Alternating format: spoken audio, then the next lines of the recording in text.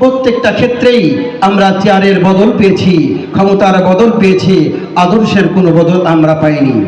তারা রাতারাতি ক্ষমতা পেয়ে তাদের আঙ্গুল ফুলে কলা গাছ হয়ে গেছে, অর্থের পাহাড় হয়ে গেছে। আমরা যেই গরিবী আছি, আমরা যেই দিন মজুর সেই দিন মজুরি আছি, আমাদের ভাগ্যের কোনো পরিবর্তন ঘটেনি, ঠিক কিনা বন্ধুগণ? কিন্তু আমরা চাই না আর কখনো আমাদের অধিকার কেউ হরণ করবে, এটা আমরা চাই না।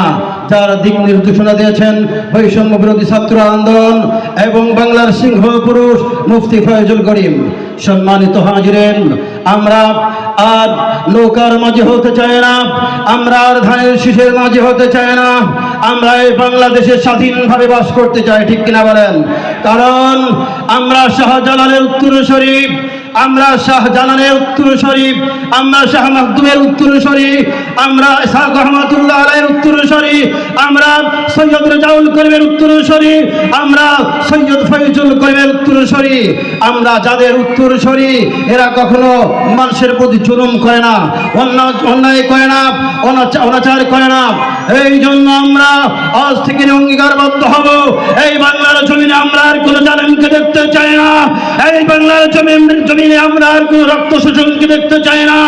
এই বাংলার জমিনে এমন একজন নেতা চাই, যেই নেতা পারে সাম্য অধিকার, সামাজিক অধিকার মানুষকে ফিরিয়ে দিতে, ঠিক কিনা বলেন? এই রকম নেতা আমাদের দরকার। আল্লাহ রাব্বুল আলামিনের নিকটে আমরা দোয়া করি এই রকম নেতা যেন আমাদের বাংলার জমিনে মুসাল্লাত করে।